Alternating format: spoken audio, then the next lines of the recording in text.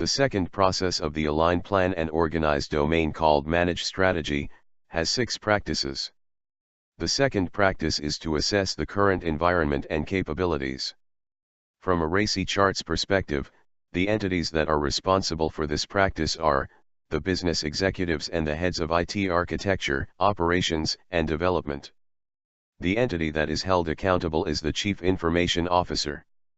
This practice receives a wide range of inputs that include the cost optimization opportunities from the APO06 process, the emerging risk issues from the APO12 process, the performance and capacity plans from the BAI4 process, and many others. It generates several outputs as well, which include the gaps and risks to current capabilities to be used by the APO12 process, and the capability analysis to be used internally. The activities involved in this practice include developing a baseline of the current IT environment, capabilities, and services. The future requirements should be defined, and a gap analysis should be performed in terms of IT processes, infrastructure, structure, and competencies. The risks of the current and declining technologies should be estimated. Another gap analysis between the current state and the good practices and relevant standards should be performed. Eventually, the areas of IT improvements that would better support the business objectives should be identified. The third practice is to define the target IT capabilities. From a RACI charts perspective, the entities that are responsible for this practice are the Strategy Committee and the Chief Information Officer. The entity that is held accountable is the Chief Executive Officer. This practice receives 2 inputs, which are the analysis of initiatives and the results from proof of concept, both from the APO4 process.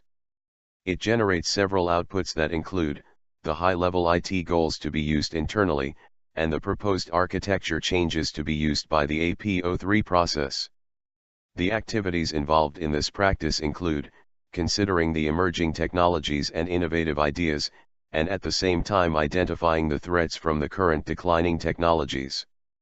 The high-level IT goals should be defined, along with the desired business process and IT capabilities, and the architecture changes required to achieve that.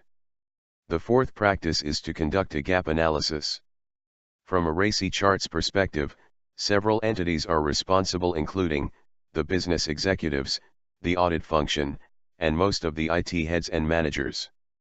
The entity that is held accountable is the Chief Information Officer. The practice receives several inputs, including the evaluation of strategic alignment from the EDM2 process, and the results of program monitoring from the BAI1 process. It generates 2 outputs, which are the gaps and required IT changes to be used by several other processes, and the benefits from the target environment to be used by the BAI3 process. The involved activities include identifying the gaps and changes needed to achieve the target environment, while considering the implications of those gaps. Finally, the impact of potential changes should be assessed, and the benefits of the target environment should be stated.